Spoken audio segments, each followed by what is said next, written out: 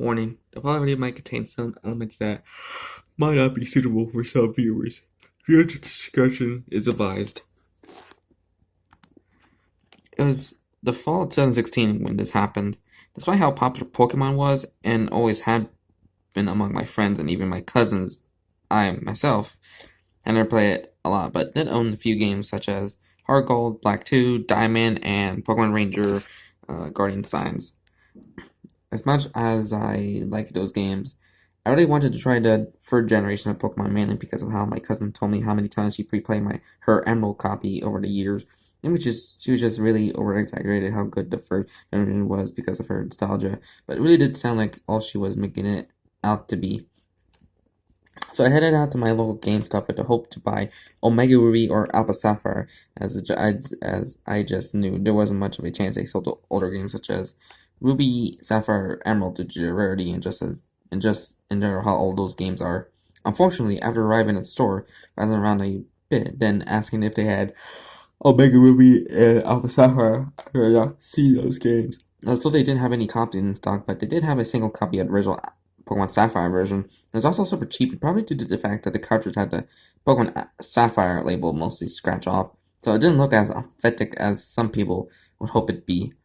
I didn't think twice before getting out my wallet and forking over the required money for the game before heading out and driving home, all the while being excited about getting to play the game once I got back to my place and got my hands on my DS, and that's just what I did.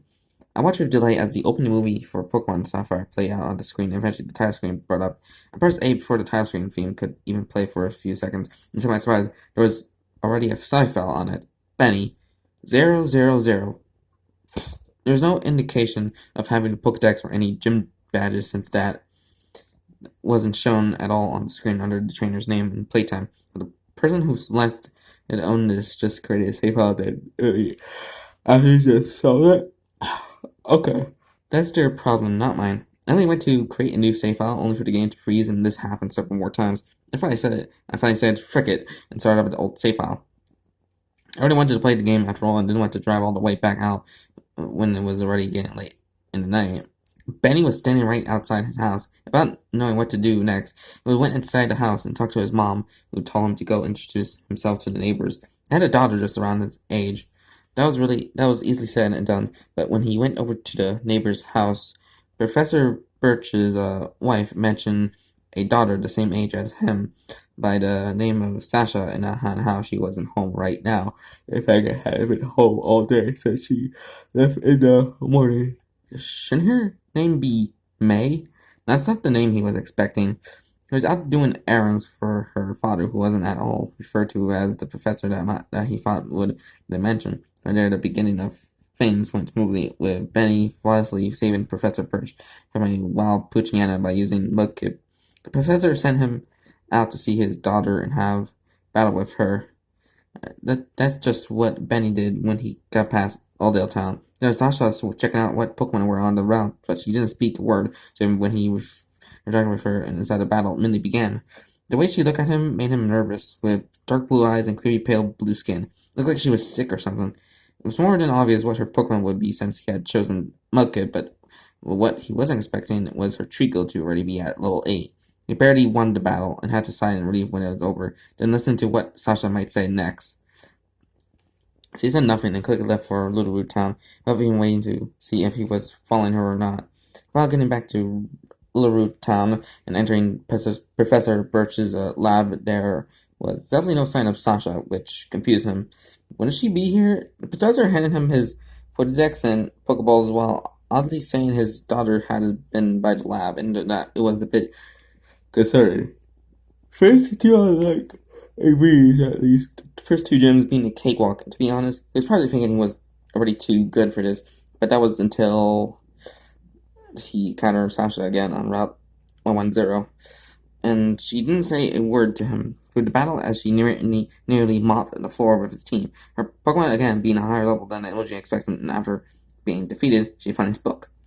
Not fair, not fair, not fair, not fair, was what she said before she rudely shoved him to the side and stormed off, spiritually out of his sight like before. Unsullied again by her behavior, he still followed through with going to the next city to hopefully challenge the next gym leader and get another badge for his Pokemon League challenge. So enough, Benny was definitely effortlessly rising to become the next Pokemon champion. Through a first encounter with Sasha outside the Weather Institute left a rather bad taste in his mouth. If it wasn't Chelsea and her, I can't say after beating Winona, did he learn just why she seemed to be so rude and cold to him. He had beaten her yet again, but this time she didn't push him aside and throw him off, but instead stood there in front of him silently for a few seconds before speaking. Do you think this is funny? All I want is to beat you and have to revenge for what you did to me? How's everyone treating you so nicely? I bet they wouldn't if they knew what you did to me after that argument. Benny didn't move as Sasha angrily shouted at him over what he had supposedly done, but once she was finished, he stepped away and turned his back to her with a smile on his face. Did she really think anyone was going to believe her? That someone as innocent as him did such a thing? This time he was the one who left first as Sasha stayed behind, not moving an inch from where she stood, and in absolute disbelief at him. Sorry because of what she had just said to his friend, to his face, and after all, it wasn't that the last time he dealt with that girl? It probably was. Her annoying rambling of not fair wouldn't be missed. But to his surprise, she didn't leave him be. She wouldn't let this go, and it didn't matter what he said or did because she was determined to see her revenge through to the end, and showed her with her pursuing him through the next two cities, where she forcefully battled him with a team that kept getting stronger and stronger each time. Benny barely had to breathe after Team Aqua's screw up with Kyogre because who was out waiting outside the next cave of origin. Sasha, but this time she seemed to be determined when he used the legendary Pokemon against her. That pleased him quite a bit, as well as the fact that this time, for sure, he knew well enough that his silence was getting to her. It's not fair. Not fair. Not fair. Not fair. They need to know what you did to me. They all need to know. They'll know sooner or later. Benny. Benny swore this time he could hear her cry as he turned his back to her yet again, but he didn't care. But at the same time, it pleased him a bit to believe that she finally was giving up and that she speak a word of what happened. Again, he didn't care. This was the last time he dealt with that girl, and after all, he had one more leader to face before he finally would reach the end of a long road and become the champion he so desired to be. But on to him, that would never happen.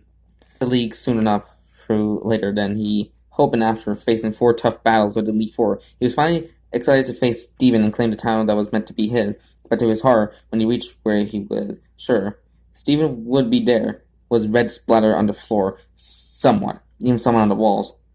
No. Did she really go this far just to get to him? Why couldn't she just accept things the way they were and stay down with what dignity she had? His heart felt like it would burst out of his chest as he stepped forward, and there was Sasha standing a few feet away from where he knew Steven would have been. Benny, it's over. You can't turn back and you can't leave. I had it, and because no one has done anything, then I'll frickin' do it myself. He kills me, drown me in the river over a petty frickin' argument. Benny panicked as he was pulled into the battle. No, it's more of a fight all on his own, as he couldn't even use his Pokemon. Sasha stood before him, looking even worse than before. Her eyes looked lifeless, and her pale blue skin seemed to look worse than before. He was so sure he would never face any consequences for what he had done.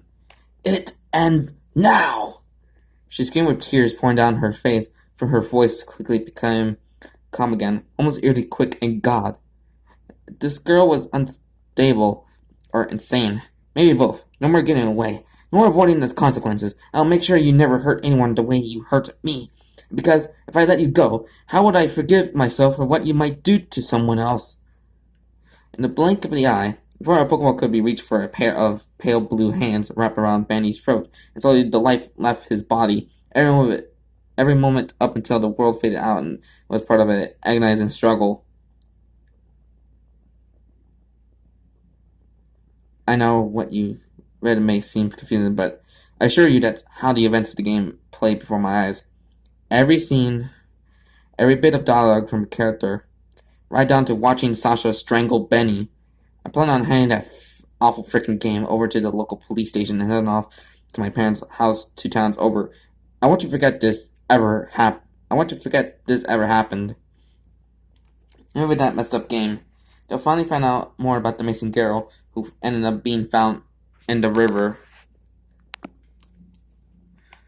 So that was Drowned Sapphire, a Pokemon Sapphire creepypasta, or a Gen 3 Pokemon creepypasta to be exact. And wow, this is actually kind of an actually good creepypasta, based on Gen 3, and and also that the whole like this, the whole like the moment with like Sasha just strangled the heck out of Benny is kind of a, you know I think, which is kind of like kind of crazy, but also that ending part about a girl is being drowned near at the river, like it actually makes more sense because this creepypasta is called Drowned Sapphire, and possibly this might be focused around someone being drowned by some being drowned, which seriously everything about people being drowned just kind of scared me, because kind of reminds me that just like that one FNAF story that's focused around like someone being drowned in a virtual in a VR game. Like my God, and also like it's not the way Maze get a little bit getting angry over freaking or Sasha getting angry over Benny winning against her, which especially that whole not fair, which I think that felt like a Danganronpa 2 reference for that quote. Like, yeah, I think I've already heard that quote before. But overall, pretty interesting creepypasta, and with a pretty crazy ending, with Sasha ending Billy, and the reader just like witness like every scene and every dialogue that plays right through her, right to her eyes. Like, I think this is felt like this is like I don't know if it's like based on like a real story, if this game, if this hack Sapphire game is like based on like some kind of like a real life case of someone being drowned by someone, which I think that's her name is actually Sasha, and Benny's might be like the culprit behind Sasha's death, which I think that makes sense. So yeah. So anywho, oh, hang on. Anywho, I hope you enjoyed this video, and like and comment this video and subscribe for more content. So this is Mr. Freddy here, and I hope you have a pretty good night. So night night.